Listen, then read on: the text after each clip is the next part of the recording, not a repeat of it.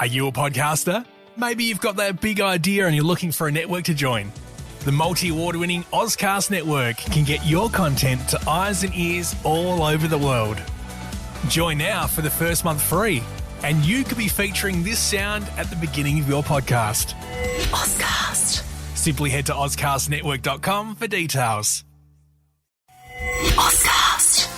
Hello and welcome to another episode of Encore Entrepreneurs. Is it time for your second act? Today, our guest needs no introduction. He's done it all in entertainment and media, from a rock star to CEO of a public company. Glenn Wheatley, thank you for joining us. Good morning, Rick. I'm very happy to be here. So, Glenn, an incredible career. I've got to know you pretty well over the last few years, but let's go right back to how did you make the decision you wanted to be in the music industry? What was your passion? Well, I guess my passion as a kid was music, and I had the fortune of being mentored at the time by an extraordinary guitarist in Brisbane, a chap called Lobby Lloyd. Was very famous as being one of our premier guitarists of all time in this country. And he as a young teenager, he brought me into a band called the Purple Hearts, and they were Brisbane's top band at the time, and I couldn't believe my luck. I'm sitting here going, Lobby put a 12-string Rickenbacker over my shoulder, plugged me into a Vox AC 30 amp. I could have died and went to heaven. It was like everything I'd ever wanted in life. And here I was playing with Brisbane's hot band, and I was all of 16 years of age. So that was when I started into the music business. And I eventually moved to Melbourne with a band called Bay City Union, and then ended up joining the Masters Apprentices, an Adelaide band, of course. And but they needed a bass player, and there I was. And I was spent 4-5 glorious years with the Masters at the top of the tree in Australia, and recorded a couple of albums in Abbey Road in London. We had a good career, but it was at that point I started to think I wanted to think beyond playing and being a musician in a band. And I always had a yearn for management. I basically managed the Masters Apprentices while I was in the band. And so I expanded my, life that I had known it, and got into management. I started working in London with a company called GTO. And luckily enough, I was involved with the management of people like David Bowie, The Sweet, the New Seekers. And I was enjoying myself enormously. I used that as a learning curve to put me into management, and that's where it all began. So no regrets from moving from centre stage to backstage? No, I occasionally get up on stage with John Farnham and plug in, much to the horror of the band and John thinking, oh no, not Wheatley, he's going to plug in again. Oh God. No, look, I think around at home, mate, but I thoroughly enjoyed taking control of my own life, and being in the boss in management, and I thoroughly enjoy it. I do not miss the playing side of it at all. I occasionally have pangs when I see the old videos and I go, oh my God, what about that hair, Glenn? I say to myself, it was down to my shoulder blades, but it was. I enjoyed my life as a rock star, but I enjoyed it even more in management. So, Glenn, tell us a bit about not as much the rock star days, but getting into management in London in the swinging 60s. Well, it was the swinging 60s. It was late 60s when I was in London, and I had the pleasure. It was an extraordinary period of time in the music industry. I actually saw Elton John, one of his very, very first performances at the Speakeasy. There had to be only 30 people in the audience, and it was the Tumbleweed Connection days, and here he was with Nigel and Dee Murray, these two. It was a trio. It was the Elton John trio, and it was an extraordinary night. I'll never, ever forget it. I mean, and to this day, just love the Tumbleweed Connection album, and I guess it's just memories for me. But it was an extraordinary time for me and a learning curve beyond. I had a boss, a chap called Lawrence Myers, who became my mentor. Lawrence taught me so much about the industry, and he used to bring me into meetings and just be a fly on the wall. Let me be a fly on the wall. Let me just learn and absorb and see the way that this master negotiated his way around. Lawrence's big claim to fame was, I'm the accountant from everybody in the music industry from A to Z, from the animals to Zeppelin, he used to say.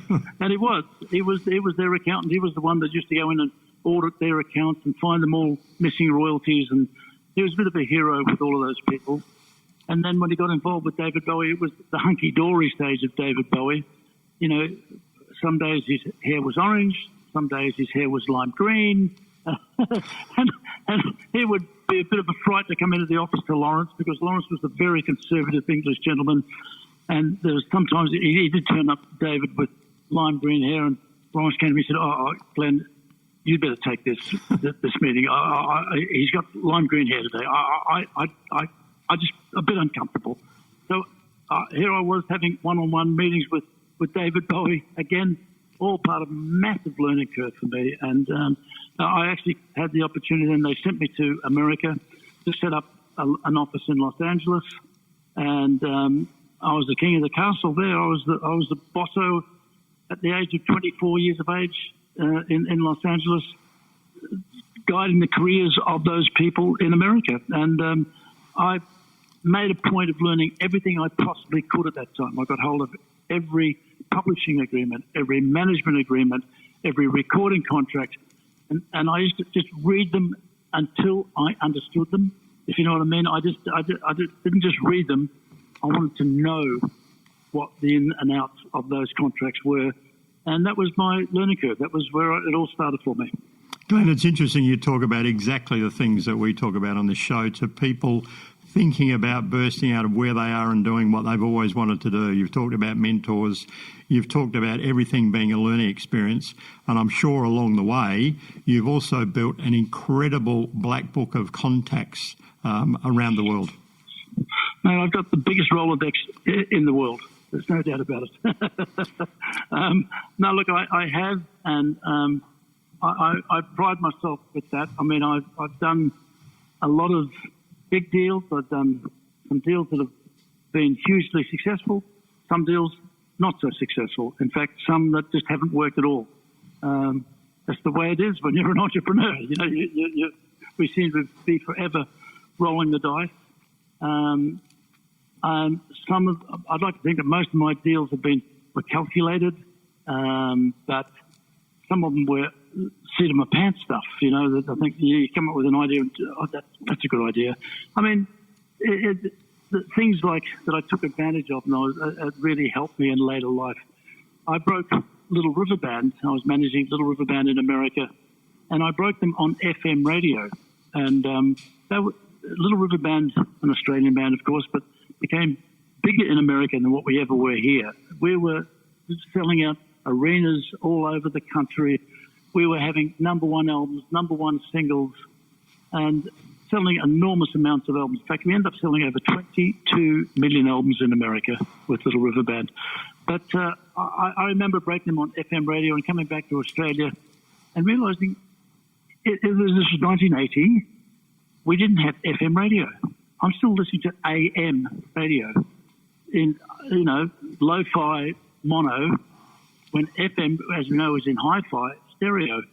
And I had to end up finding myself walking the Parliament House carpet threadbare, trying to find politicians to tell me and work with me to help me bring in FM radio into Australia. The problem was that in 50 years ago, the then government gave away the FM band to essential services, that is fire, police and ambulance. And I had to convince them, we're going to take it off the FM band, push fire, ambulances, police up to UHF, clear up the FM band, and we've got a whole new business. It took me 2 years, and I finally got them to agree, and then the tenders came out for people to be awarded FM licenses in all the cap cities. I put together a consortium in Melbourne. We were called the Showbiz Consortium because it consisted of people like Paul Dainty, Barry Humphries, the Little River Band, all the shareholders in the original license. And lo and behold, I won the Melbourne license. The first FM station to go to air in Australia was mine, and it was Eon FM. And a famous icon of its time. And it developed from there. I ended up buying Triple M in Sydney, and then buying stations in Brisbane and Adelaide.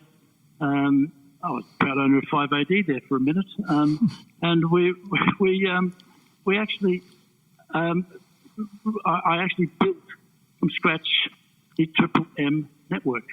I changed Eon FM to Triple M, and so we had a national FM network and under the brand of Triple M. And I was very proud to have achieved all of that. And the true entrepreneur that I was, it was all done with a little mom and pop company called Wheatley Communications.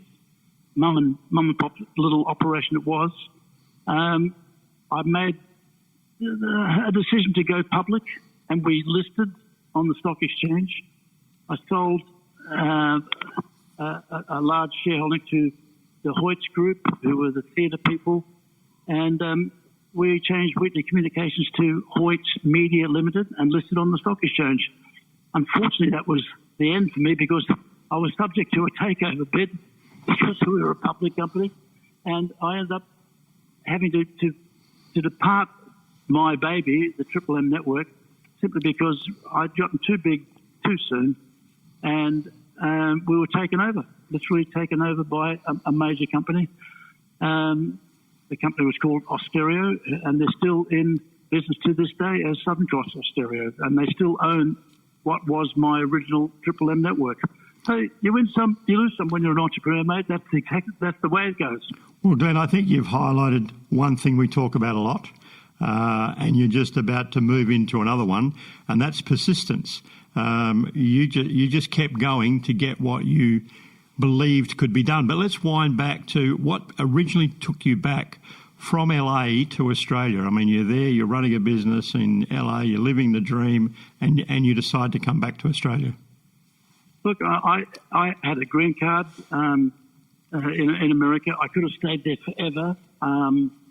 The green card was the result of President Nixon, believe it or not, giving me the green card because I was involved in his inauguration ceremony. I had to bring in all the talent into Washington for his inauguration ceremony, and I put on a couple of spectacular shows, I have to say. He was so thrilled. At the end, he came up and said, I understand you're looking for a green card and want to become a resident. I said, well, yes, sir, I do. 2 weeks later, my green card turned up in the mail.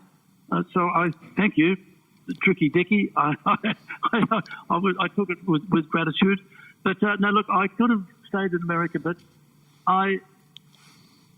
it was a personal thing. I loved LA. I lived there for 8 years during the Little River Band saga. I had a lovely apartment down at the Marina del Rey on the beach, and so it was a good lifestyle, but I just was homesick, and I actually the real reason is I'd only just met my darling wife Gaynor Martin, the former soapy star, and I just couldn't imagine living in LA and pushing kids in a pram around the block in LA, if you know what I mean. It was just a different lifestyle, and I just yearned to come home to Australia, and so I did, and I came back to Melbourne and put together the Little River Band from scratch, and ended up back in LA for 6 months of the year for the next 8 years of my life anyway. So Glenn, tell us how you came to, I mean, you make it sound really simple. I put the Little River Band together. What drove that process of putting the Little River Band in place? Well, I guess the overlining thing in my life was when I was a rock star, all you ever wanted to do was think about becoming a worldwide star, shall I say. We only knew how to get to London. We used to get on the old boats, the old Sitmail line, and play our way over to London, take 6 weeks to get there, and then throw ourselves into the deep end in London. But we never knew how to attack America. And America was always the big one. And I guess when I got back to Australia, and having spent a couple of years in America looking after the likes of the David Bowies in the US, I wanted to put together a band that we could attack and have a shot at America. Forget London, as much as I loved it. I wanted the Big Apple, and that was the whole motivation, was to put together a band. There was a band called Mississippi out of Adelaide, and Glenn Shorrock. I just felt Mississippi needed a lead singer, and Glenn Shorrock was a friend of mine through the Twilights and the old Masters Apprentices. We used to tour together all the time. So I asked Glenn to, have an audition, shall I say, with the band. Well, they did. The harmony blend was extraordinary between Graham Goble, Bea Birtles, and Glenn Shorrock. It was just a blend of harmony that was amazing, and I felt we really had something. They were very West Coast of America sounding, very Eaglish in a way with their harmonies, and I thought this band has got a chance of America, and that was the motivation. I just thought it was actually specifically put together with the view we're going to crack America. Well, Glenn, you've just touched on another one. Understanding your market. You deliberately went out knowing what the market wanted and created something for the market rather than say, I've created this, let's see if we can find a market for it. Yes, look, it wasn't easy, I have to say. I mean, I had 10 major rejections when I first jumped on the plane to go over to America.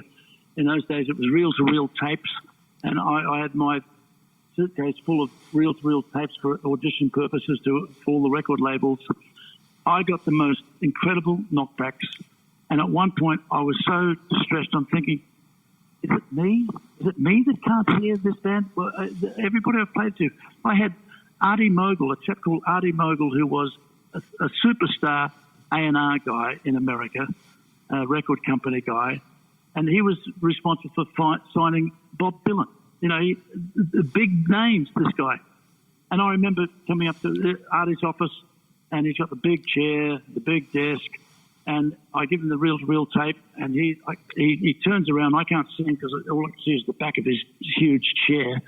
And I can see the arms out threading the tape into the tape deck, and he pushed the first song. It happens to be It's a Long Way There, a lovely Little River Band song, and he hasn't turned around. And I can't see him. And for the first 2 minutes, I'm sitting here just sweating, going, what's happening?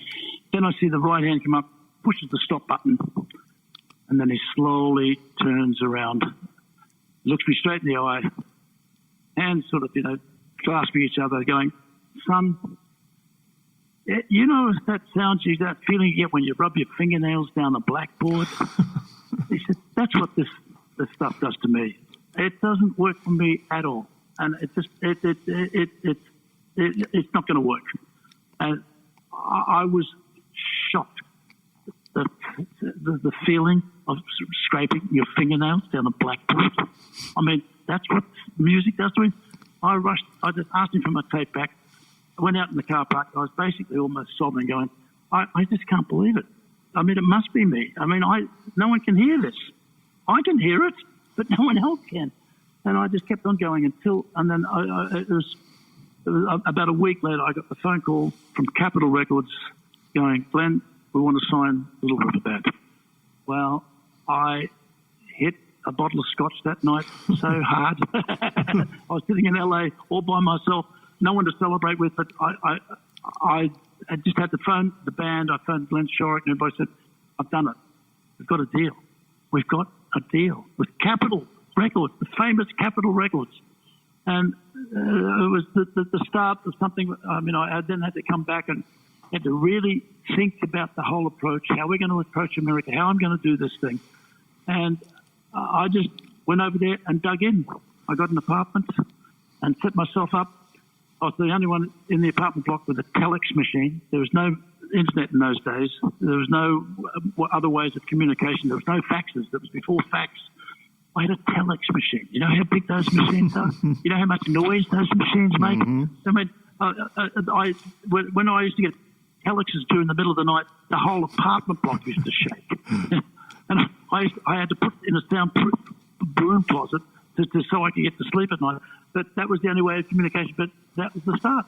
I just had to really, there was a plan, and I had the plan, and it was, I meticulously kept to, and then we started, touring the band, ever so humble beginnings, doing the smallest of clubs, sometimes 50 people, but it was the beginning. Until such time as we got into the 2,000-seater venues, 5,000-seater venues, and then by the second year of this whole operation, we were doing arenas. We're doing 10, 12,000 people a night everywhere. And then stadiums. We're doing 40,000 people. And then we did even bigger than that. We did things like the Dallas Cotton Bowl to 60,000 people one night. I mean, it was extraordinary, the success that Little River Band had in America. But it was all part of a long-term plan, and we did it. We pulled it off. But Glenn, you've really highlighted there another thing we talk about on this show: resilience. You just you knew, you believed in this, and you had the resilience to keep going. So a lot of people, one or two knockbacks, and it's all over. Not for you. Thank you. So Glenn, let's talk about a couple of the big names. You've worked with Michael Jackson, and you've really built John Farnham. Let's have a quick talk about those two. Michael Jackson was a one-night stand, if you like. It was looking after him when he did the Academy Awards. I had one of our acts on performing at the Academy Awards. You know, we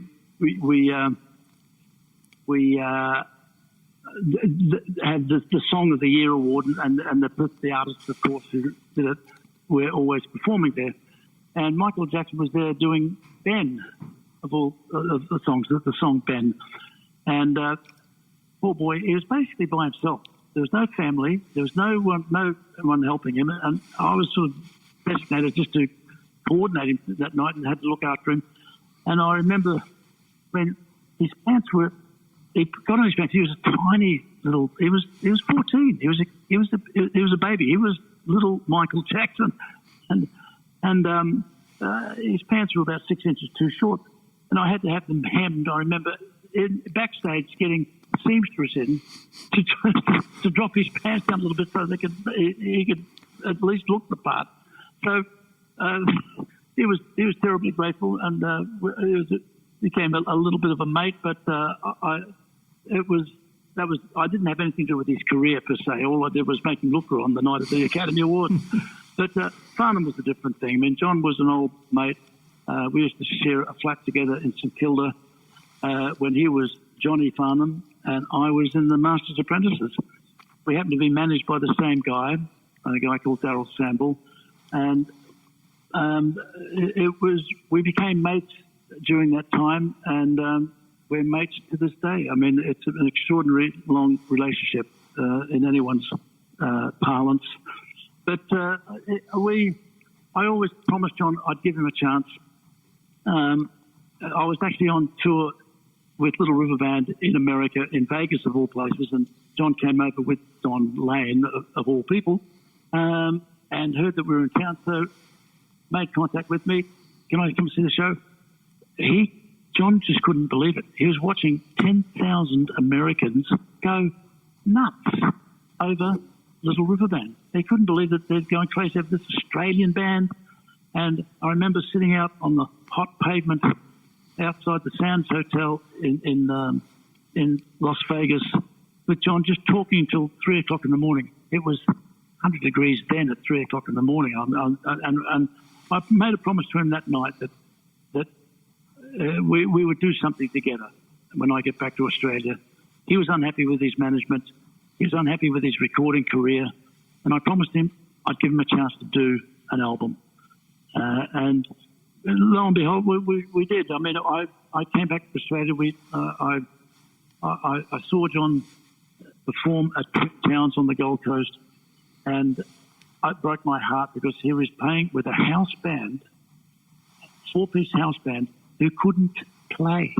And halfway through one of the songs, John turns his back to the audience, stops the band, and says, "Guys, it's here.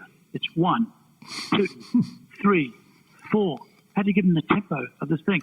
And I'm sitting going, I'm watching the best singer in Australia die with this band that he should not be even with.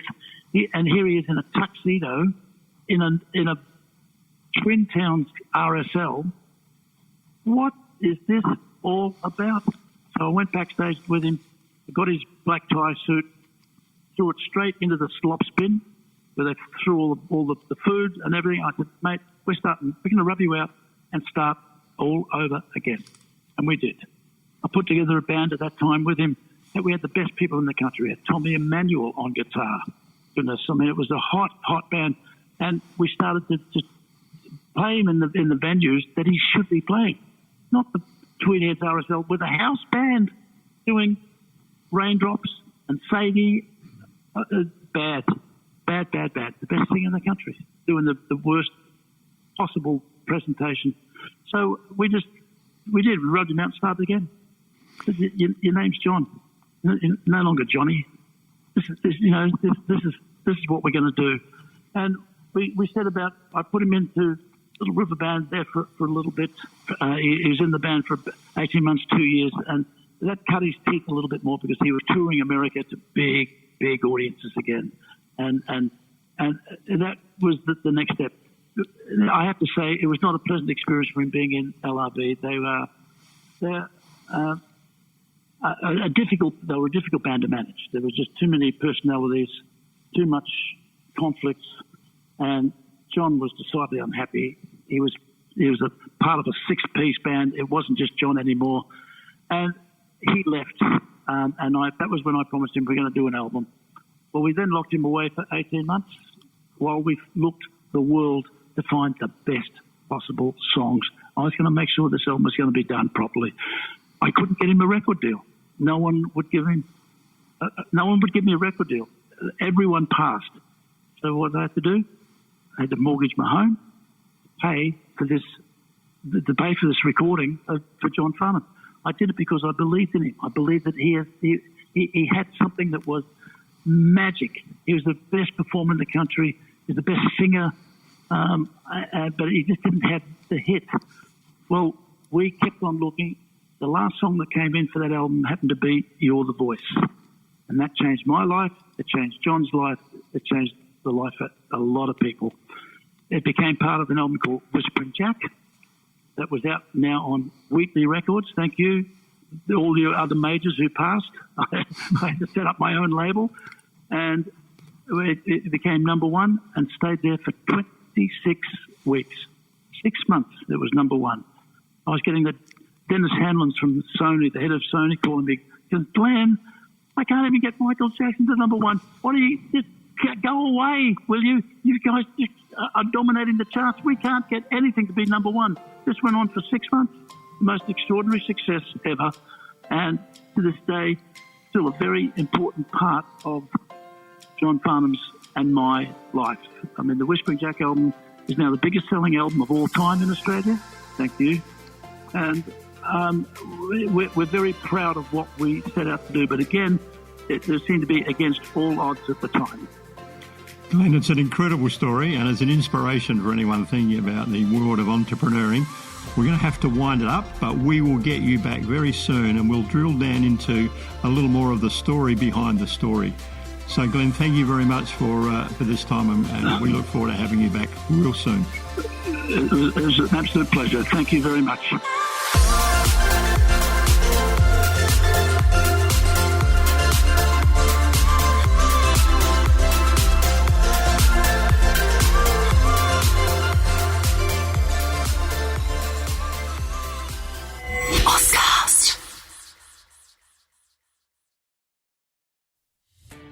Are you a podcaster? Maybe you've got that big idea and you're looking for a network to join.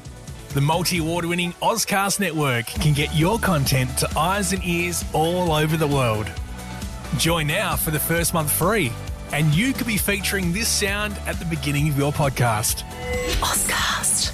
Simply head to ozcastnetwork.com for details.